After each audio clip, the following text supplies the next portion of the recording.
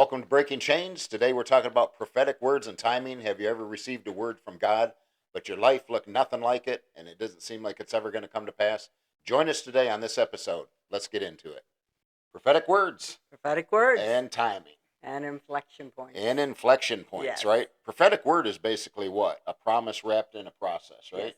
Yes. God gives us a word through a person, because he uses people, or he can speak directly out of his word, right, out of the Bible. Yeah. And it becomes a process. Yes. A lot of times. A long process sometimes. Well, the Bible talks about long suffering, right? Right. Okay, so sometimes that prophetic word can turn into long suffering. God's trying to build something in you. Yeah. But God had spoken to me about inflection points a long time ago. Yes. And it's at a point where there's a transition, right? You get to a point and then it turns. Yes. And that's what a prophetic word is. When that timing comes forth or manifests and you've completed the process, right? You passed the test. Yes. God turns it. He can turn that thing in a suddenly, right? In a moment. A suddenly moment. In an instant, right? So the inflection point, directions change, right? It's at a moment where God shifts the trajectory of your life, your situation, or even the whole season, right? Yeah. Whatever you've been praying for. Have you ever been to church and went to church and you see people get prophetic words, right? Yes. From the pastor or different people or different ministers there, and they get all excited. Yeah, we have. We've had lots of them. Yeah, we've had lots of them. Boy, have we learned. Yeah, we've had lots of them. And but then at that point, you're so hungry, you want something to change. You're ready. You think it's tomorrow. Yeah. A lot of times, and sometimes it can be. Yes, it can. I'm not saying it can't be. Sometimes it can be, but the majority of the time, there's a waiting process in between from the time the word's given to you, right, to the manifestation of that word, right? And so, it often comes after what? A lot of pressure, yeah, or conflict, or delays, or all these other things going on in your life. Or right before breakthrough. It comes right before breakthrough. Sometimes we stop too short. People lose heart, right? Yeah. And they give up, and then guess what? The process starts all over. Oh, it picks up again, right? Not from the beginning, but it does pick up, and it prolongs it. Yes. It absolutely prolongs it. You want to talk about some foundational scriptures on what we're talking about? Yeah, let's look at Ecclesiastes 3:1. It says, "To everything there is a season and a time for every matter or purpose under heaven." Right. It said there's a time and a season appointed for everything, right? Everything. Yes. Harvest isn't random. When we're studying and I was thinking about this, and God said, "Hey, harvest isn't random. It's at an appointed time." And our harvest for our prophetic words come at an appointed time, right? Yes. It's not a random thing. God's a God of order, and He's watching us, and He's trusting us, and He's giving those words to us. But there's a cultivating period that comes. Yes. And that's on us. That's on us. Yeah, absolutely is. That's the hard part, the waiting part. Yeah, right? The waiting part no one likes. Yeah, nobody likes to wait. No one. I don't even like especially in these days, right? Right. Everything's instant. Then Psalm 105, what does it say? It says, "Until the time that his word came to pass, the word of the Lord tested him." And who's that talking about? Talking about Joseph, right? Yeah. Yeah, because God had gave him what? A dream? A dream. Right? And then he thought it was going to come to pass really quick. Told all his brothers, and everything went downhill from there, right? And you got to watch who you tell, right? Right. And when God gives you something, sometimes you got to use wisdom, right? Right. You don't just go out and throw it all over there, especially a word like that. Because he got puffed, he's excited about it, told everyone about it, and it went really bad for him because then the testing started in his life, right? Well, what does that tested mean? It means refined, right? Yeah, it means to be refined or to smelt. When they do a smelting process on gold, right? Yeah. They put it in fire, right? And heat it up until all the dross comes to the top, right? Yeah. And they keep taking it off. All the impurities in the gold come out. Kind of like that potter's wheel, right? It's like the potter's wheel, right? And they basically, God's doing what? Purifying you, bringing out all the impurities to prove your authenticity in order to have the capacity to carry the word. Yes. He's got to build your character. He's got to do a change on the inside of us. Some people have said, God's going to make you a millionaire, but at the time that he told them that word, they may have not been able to what? Hold it or have the capacity to even walk in that authority. Right. With that amount of money, because it would have possibly destroy them. So God's not going to do that. He's going to make sure that you're ready for that word. And the appointed time, it talks, did you talk about Habakkuk 2:3? Yeah, it says, "For the vision is yet for an appointed time, but at the end it will speak, and it will not lie. Though it tarries, wait for it, because it will surely come. It will not tarry. Yeah, appointed time's the fixed season. Yeah. A spot on a calendar that God has, right? Yeah. Set for you. And you don't want to miss it. And you don't want to miss it, or you don't want to cause a delay in that. That's it. Because that can get adjusted out, right? Mm-hmm. If we keep delaying the process, it can prolong it. Yes. And we can keep going through things we don't want to go through, waiting for that stuff. There's a revelation about it, though. The revelation, it's not a random thing. It's a scheduled appointment in heaven that cannot be what? Missed. It can't be missed. As long as we prepare and we align with what God said, what he said, right? Right. Basically believing his word and doing everything we know to do in the natural realm. In the waiting process. In the waiting process, which is not fun, which we've said over and over and over, right? And the prophetic side of that is your breakthrough is not late. It's tied to a divine appointment. Yes. That he said it in time. There's a divine appointment for all those prophetic words. Yes. And so we just got to stay in anticipation and trust the promise that God's able to carry through what he told us, right? Yes. So we just got to do it. Can delay what? Does not cancel the promise, but it can prolong. Prolong it. Mm-hmm. So you're going to talk about Joseph? Yeah, I'll talk about Joseph. Okay. I think I did already. But Joseph, obviously he had the dream, right? Coat of many colors and all this stuff. And then it went down, right? They threw him in a pit. Then he was sold as a slave. Yeah. Then he was put in a prison cell, right? Went to a prison. It just kept getting worse. But then he came out overnight and went to the palace. Yes. There's a big lapse of time there. Joseph was tested by the word, but elevated in one day. Yes. After all that testing, he passed the test, and one day he was elevated, second in command, right? Yes, he was. And so God's timing is triggered acceleration. It's a triggered acceleration. When it all comes to that inflection point, it's time, and he'll bring you out of that place.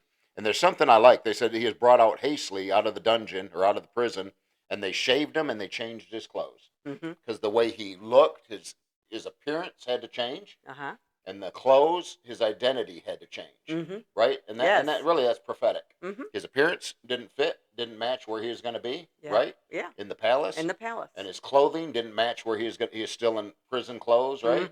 And God had to change him and get him out of those prison clothes and put him in royalty, right? In the clothes he's supposed to be wearing. So when everything changed, he was ready to go. And God changes our what? Our identity. Yes. And he works on the inside of us to prepare us for that place, to be able to carry that. The process builds our capacity to carry the word. That's it. Is what it is. And then the woman with the issue of blood. Yes, let's read that. It's Mark 5, 27 through 29. When she heard about Jesus, she came behind him in the crowd and touched his garment. For she said, "If only I may touch his clothes, I shall be made well." Immediately the fountain of her blood was dried up, and she felt in her body that she was healed of the affliction. So for 12 years, she was being tested, right? That's a long time. I can imagine, right? Especially with sickness. Oh, right? yeah. It's not about the healing, but what did she do in the process of the waiting? You know, well, that's what it's about. Said she went to all the doctors, right? And used up all her money, all her financial resources. She went to the end of a rope. Trying to put all her trust in man, right? And going to all these different doctors, finances were dried up. But then she heard who was coming through. Jesus. Jesus. That's right. Jesus was coming through. At that point, her faith rose up. She said, I got to get there. Well, yeah, she got sick and tired of being sick and tired. That's it. So when she got there, that faith was so strong and it had just leaped in her, right? That she pushed her way through. She had to get there. She had to touch it. Right. She had to touch his garment because she knew if she touched it, that's how much faith. She knew she would be made whole. Right. If so much faith that when she did touch him, what did he say? Jesus turned and said, "Who touched me?" Yeah, that's it. But they said, "What do you mean, who touched you?" Because if you read it, says he was pressed. There's such a large crowd. It's like we see sometimes in a stadium or a soccer game or whatever it is, and everyone's just on top of each other, pressing against each other, right? Trying to get through the doors when the doors open. That's what it was like. Yes. And so his disciples are kind of shocked. They go, "What do you mean, who touched you? I mean, look at all these people around you." But Jesus knew faith, Mm-hmm. right? Faith drew virtue out of him. It said he felt virtue leave him. In other words, power. There was a transfer of power out of him that made that woman what? Whole. Whole. Instantly. That was her inflection point. That was her inflection point. When she heard Jesus was coming, that was her inflection point. 12 years later, she got her inflection point. It was going to turn around. Right, and it's a long time. Yes. And a lot of people would have given up, A lot of people do give up. Well, they get discouraged. They don't see nothing happening. I mean, look what she did, doctor after doctor. She spent all of her money. But a lot of people think, well, it's God, it's up to God. If he wants it to happen, it's going to happen. No, there's a part we do. Yes. We got to read, pray, study, believe, right? Keep believing for that thing to come to pass. Keep our mouth shut. Keep our mouth shut. When we want to say negative stuff. And that's hard. Stop speaking doubt, right? Or unbelief, right? Yes. Oh, it's never going to happen, or never this, or never that. I don't see nothing going on. Because the enemy wants to keep you in that realm. Yes. So you don't receive it. So then you could get warped. Yes. And say, you know what? I hear all these people prophesying, but none of that stuff's true. It's not even happening.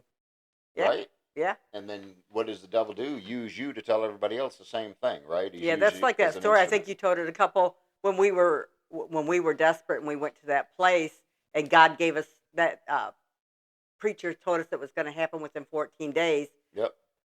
Our miracle, our breakthrough. We went home and we had it wrong on the calendar. Well, I did. I miscounted it, right? You miscounted. I go, wait. Let me see the calendar one more time. And I counted it. I go, it's tomorrow. Right. It's tomorrow. And our breakthrough did come. Yeah, it did come. It did come that day. You were right and I was wrong. But no, sometimes you can get so sidetracked that it's not going to come. Like you said, he missed it. It's okay, but he missed it. There's some prophetic words we've been given that had happened years ago, right? Yes. Some of them almost 20 years ago. Yeah. It's not always in our timing. Right.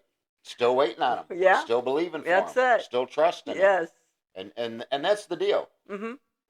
We got to straighten out so God can what? Fulfill that word. That's it. But he builds character. Yes, he does. So some of those things he tells you, if some grand thing that God's given you and a prophetic word, some of that stuff takes time because he's got to train you. He's got to develop you. He's got to change you, right?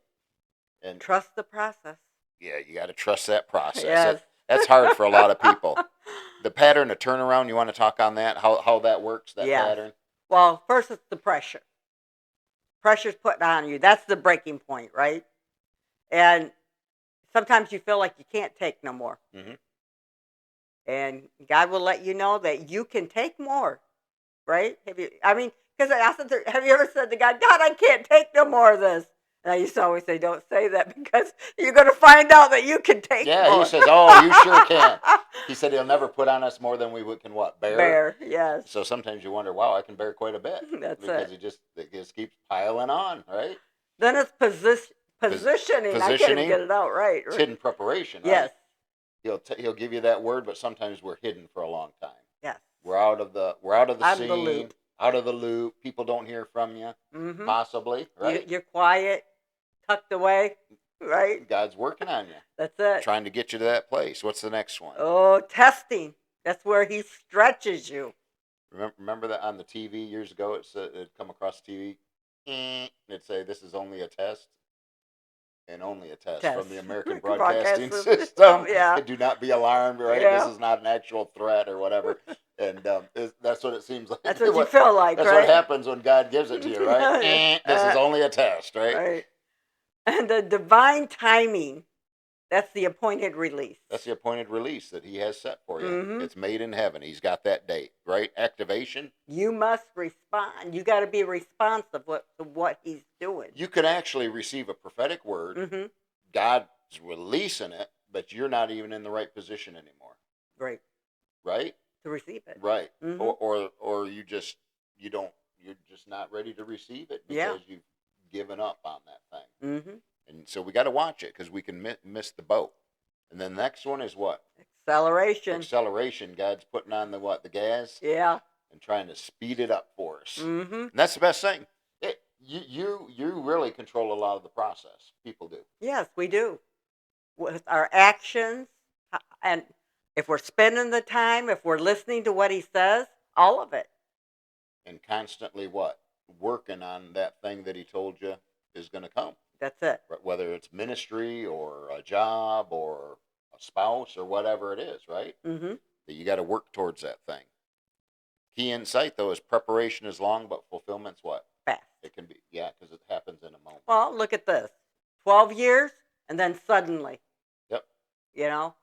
Jesus was what? 30 years, right? Yes. Walked the earth for a 3 to 3.5 year ministry. Mm-hmm. So God, he was all God, yet all man. Mm-hmm. But he still had to walk out. He said he was tested in every point like we are, yet without temptation, right?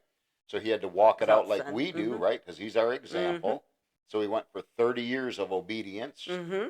Never went without it, but he had to go those 30 years for a 3.5 year ministry. That's it. So think of that. Yeah. knowing it ahead of time. That's it. Yeah. So we're not above him, right? That's it. Signs you are near an inflection point. Tell me what they are. Well, pressure's increasing. Yep. The pressure cooker's up, right? Yes. And it's ready We were to talking blow. about that the other day. The pressure cooker. Remember that little That's pressure cooker that's got the little top jiggler. jiggling all over? Yeah. And all of a sudden goes, starts whistling, right? Yeah. And now that's what we feel like. We feel like we're in a pressure cooker a lot of times. Mm-hmm. And God's putting more and more and more and more pressure on us or allowing it to happen, Mm-hmm. right? Because he wants to draw praise out of us Mm-hmm. instead of complaints. That's it. He wants to draw worship out of us Mm-hmm. instead of disagreements and arguments, right, or complaining. Yes. And so he's trying to get us to praise, Mm-hmm. but that pressure just keeps building up on us. And sometimes it seems unbearable, doesn't it? Yes, it does. Because it's just from every direction. Every direction. Starts hitting you. Unusual resistance Mm-hmm. starts happening. If the pressure's not getting you one way, then something will come in a different way, right? Yes. You'll get all this different type of resistance coming Mm-hmm. at you. Things that were going easy now become hard. Yes. Because guess what? He's testing you. He wants to see, are you able to overcome this thing, or is this thing going to just make you what? Collapse. Yes. And just give up. Sometimes he's trying to turn our situation for what we're doing because he wants to move us forward, and we get stuck. And I think sometimes we're resistant ourselves because we think we want to stay right where we're at because it's the what? Familiar. All right. So Give an example of that. Construction, you know, God was wanting a shift, you know, and sometimes he lets us do it in that, but he wants a shift out of it, but it's all we knew. So we always went back to what? Construction. A lot of ministers work in construction. Yeah. Field, right? Yeah. Number one, because it's what? Something quick. And you get good money. You can make good money. Good money. Right? Yeah. And it's instant, right? Yes. You're not waiting for a paycheck. You're getting it right then, right? Usually. And so a lot of people do get stuck in that. Mm-hmm. But God's got a better way. He does. If we allow it to happen, though, right? So that unusual resistance, old systems no longer seem to be working. We're talking about signs we're near an inflection point, right? Yeah. Stuff that used to work before, the way you used to do something, or depending on someone, right? And all of a sudden, all those doors shut. Yeah. You go, wow, no one cares. This isn't working anymore. That's it. God, where you at? All the doors closing in my face, right? What's happening? Yeah. But God's saying, no, I'm not going to let that. That's not going to be your avenue anymore. No. I'm getting ready. You're going to have to trust me. What? Totally. Even Even more, because this is your inflection point. What you've been praying for, I'm trying to manifest. Quit holding on and let go and let me do it. Right. Right? Yep. But if we hold on to those things, it takes time. It prolongs. Not only could prolong it, could just kill it completely, right? If you don't ever budge. That's it. You got to watch that stuff. Then sudden opportunities, right? Will come your way. Yes. Heightened sense of spiritual awareness, right? Because now all the old ways aren't working out. They go, wow, gee, I guess I should pray. Yeah. What are you saying here? Right? Right? I need to hear something clear Yes. from God. Yes. When all the stuff starts closing, all the doors start closing, even friends, you were close friends, they can leave. Yeah. God moves people in your life for seasons and moves people out of your life for seasons. Yes. And when all that stuff starts happening, people have a tendency to what? Hey, God, where you at? What's going on? You know, I'm not going to do it my way anymore. But he's trying to work those things out for that word. And the greatest resistance often comes after what? Right before that appointed time. That's Yeah. when that pressure just keeps getting harder and harder and turned up more and more and more and more. And people feel like they're at what? The breaking point. Right? Oh, yeah. That's it. But you ever hear the old saying? They said when you feel like you're at the end of the rope, tie a knot. And Tie hang a on. knot and hang on. That's Yes. it. We got that book, I think. That's the old. That's the old school, right? Yeah. When you're at the end of the rope, tie a knot and Hang on, right? right. Because God's coming, right? He's coming through. Then what's God testing out Our of all that? character. Talk about that. Well, everything that's not what he wants in us, we got to release. I mean, because we get stuck in the way we do things, habits, things we say. Our mouth is a big one. Mm-hmm. God always had me talk on the mouth because I still have to go back. Okay, God, I'm sorry, I shouldn't have said that. And then Hannah, she'll say, Mom, you know you shouldn't have said that, right? Yes, Hannah, I know that. God always puts a Fritz in your life. Yeah. Remember Jesse Duplantis? Yeah. So Fritz was always there. Right? Yeah. But it's true. No matter how many times you're taught that you need to keep your mouth shut, you're going to mess up. Mm-hmm. It's something you can be taught over and over and over. But our words are so powerful and we don't realize it. Mm-hmm. You know, we're speaking what? Life or death. It says death or life. And the power of the tongue. Right? Those that love it shall eat the fruit thereof. In other words, what are you harvesting? Yeah. Basically what you're saying. Mm-hmm. Whatever comes out of that mouth during your testing process, when you're waiting on that prophetic word to come to pass, watch what you say. Watch what you say. Stay in the word. Speak or keep your mouth shut. That's it. Right? Go in your bedroom, shut the door, put tape over it. I remember one put time music on. You and your sister got real quiet for a while. Well, because God told us. And what did God tell you? He told us because we were kind of outside of a store. And, you know, when you have discernment, you know, you can use it for good or bad, right? Mm-hmm. So we were just summing up people as they were coming out. And, you know, probably were, right. But God says, you know what? Keep your mouth off people. And I want everything to be yay, yay, nay, nay. And, you know, we walked around and we didn't say a lot. Yeah, I remember you used to see it and go, yay, yay, nay, nay. Right? You know, but, you know, he's teaching us a lesson. Teaching you to keep your mouth shut. Yeah. Right? That was years ago. Because it can stop that. Stop your blessing. Slow down and delay the word from coming to pass in your life. Instead of 12 years, it could be 24, right? Yeah, we don't need that. 48. Oh, right? Lord. Right? Right. Yeah, no thank you. Get it done. Get it over with quick. Yes. Get the thing over with quick. In other words, how you respond in the waiting.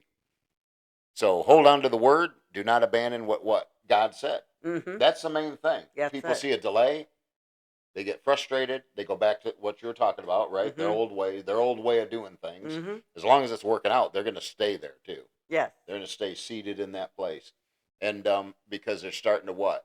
Lose sight of what God told them. Yes. But God says, hey, keep it in front of you. Mm-hmm. Don't lose sight. Years ago, I remember when in the old time churches, when people would get prophetic words, they'd put it on a cassette tape. Yes, cassette tape, yeah. Now, and after the service, you got your cassette tape. They would bring it to you. They would bring you that cassette tape because that's important, mm-hmm, right? Mm-hmm. And you could go back and do what? Listen to that thing. Mm-hmm. And encourage yourself. David said he had to encourage himself in the Lord when no one else was around to encourage him, right? And so we need to do the same thing sometimes with those prophetic words mm-hmm. when it seems like nothing's coming to pass, whatever God had promised you, right? Yes. Whether it's a new job, a spouse, a family, or whatever, a change, mm-hmm. a ministry, shift, whatever it is, sometimes you need to go back and say, wait a minute, when was that word spoken? What did that man or that woman of God say, right? Mm-hmm. And just proclaim it, write it down, put it out, and so it's in front of you so you can see that thing, right? mm-hmm. To make it go where? Down into your spirit. Yes. And revive that word. Mm-hmm. I mean, I know we've had a lot of times when we're ministering over people, sometimes God will show me a shelf mm-hmm. with either pots or whatever up on that shelf, but really he's showing me dusty things that they've set aside mm-hmm. that he's told them to do, right? Right. And God said he's taking it off the shelf and dusting it off. Mm-hmm. In other words, those words that were spoke over you. Yes. I want you to remember and stay focused on what I told you is coming to pass. That's it. Got to do it. What's the next one? Guard our heart. Guard our heart. Yes. Don't let what? Bitterness. Bible talks about a root of bitterness, right? Yes. Taking a hold of you. It'll block your breakthrough. That's terrible, Yeah, right? we don't want that. Yeah, and anything can make you bitter. Yes. Any little thing. Someone can say something smart, Something that'll hurt you, or or something make fun of you, and a lot of times it can happen right at church, right? Someone comes up, or you find out someone as said I something grew up, about it something. sure did. Yeah, that was a big thing. All those teens talking, and they didn't care what they said. I mean, a lot of people got hurt. Right, because they had no governor. Right. And no governor like they used to put on the engines, Yeah, right? And they'd yeah. govern the engine down so you couldn't go as fast, Mhm. right? Turn it down. But when they're learning, they still don't realize it's hurting people, Right. right? No. But people can take a hold of that and become bitter Mhm. and walk away from it all, That's right? it. And leave. And we don't want that, right? Tells us to wait correctly. Yes. How do we wait correctly? We got to position ourselves. Then are we passive? Do we just sit around and wait for something to happen, or are No, we we got to active? still be active. We got to still be moving forward. We still got to be working in the church and the community, whatever it is, and as we go. Yep. As we go. God always told me, yes, I'll do it as you go, as you go, as you go, because He don't want you sitting around pouting, wondering why, God, where you at, Lord, right? He wants you to be active in the community. Because God's a God of action. Yes. Right? Faith without action. Faith. Yeah, faith without action is what? Dead. Dead. It's dead faith, right? Mm-hmm. And God expects you to be active and a participant. Mm-hmm. You're a participator in this thing. It says to stay faithful to your what? Current assignment. Yes. Don't run. Don't jump ship.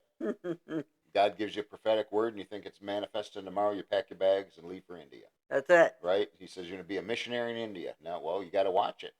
Mm-hmm. It could be time. Maybe you've been faithful. Yeah. And you've been to that point, and that time, that is your time. That's your inflection point. Yeah, that is the time. That's it. But then there's other times that it's, hey, I see this in the future. Uh-huh. And you look much better than you look right now. Yeah, remember that? Kim Clement. Yeah, he was singing that when he was preaching that time. He said, I see you in the future. And you look much better than you look right now. Yeah. And he said, when you're done with your run, sit on your bun. Right? He told the church because they were going around. That's true, though. We got to watch that stuff, right? Be ready. Mm-hmm. When timing shifts, you want to be ready. You got to move. Mm-hmm. We got to be ready to move. That's it. And if we're falling behind and we're not reading, we're not praying, we're not doing all these things that we've talked about a lot of times, we're not going to be ready. That's it. Smith Wigglesworth said one time, he says, he doesn't have to pray to be ready when someone asks him to come for someone that needs healing. Mm-hmm. In other words, what they'd call him all the time, raise someone from the dead or someone needed healing. He said, if I have to pray before I go, he said, I'm not prepared. That's it. He said, I'm always prepared because I'm always what? Ready. Spending time. Mm-hmm. I'm always ready with the Lord. He's ready. I'm always spending time, ready to go. Yeah, and that's how we need to be. Prophetic truth, finish it up. What does it say? Delay is not denial. Pressure is not punishment. And contradiction is not failure. Although sometimes you feel like you pressure. feel like failure. Yeah, you feel like failure and you feel pressure is punishment sometimes, right? God, why are you doing this to me, right? Why are you doing this? Why is this happening? Why is that happening? That's it. What's going on? Everything's falling apart. Everything's gone crazy. And it's preparation for your capacity. Yeah. It expands. That's the bottom line. That's it. God doesn't want to keep us where we're at. Mm-mm. When He gives you a word, it's to bring you up where? Higher. Higher. Right? Mm-hmm. The ability to carry a bigger anointing. Yes. More capacity to walk in that place. He's going to enlarge our tent. Right? Yes. It says to stretch out our tent stakes and enlarge the place where we're at. In other words, so we can fit what? Have a larger sphere of influence, bigger capacity, That's right? It. Or more of the Holy Spirit on the inside of us, right? Mm-hmm. And it's all these things.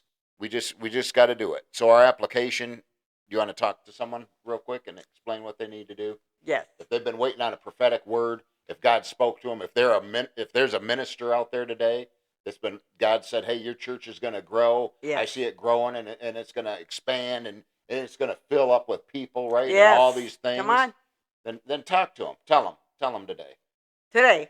Yeah. Just give it to God. In your waiting, get out there. Get in the community. Begin to pray. Begin to pray for people.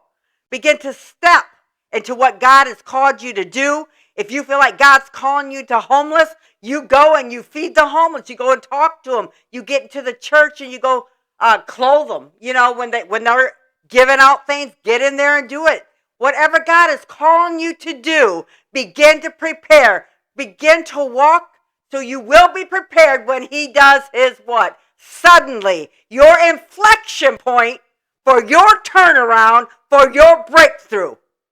So let's do it this week. Let's push forward for that breakthrough, knowing God has your plan, your purpose, and he's ready. He's ready to do it for you today. Hey, everybody. Thanks for watching this episode. If it touched your heart, make sure to like, share, and subscribe. Tell somebody about Jesus. And until next time, God bless you. We love you. Stay strong in the Lord. See you soon.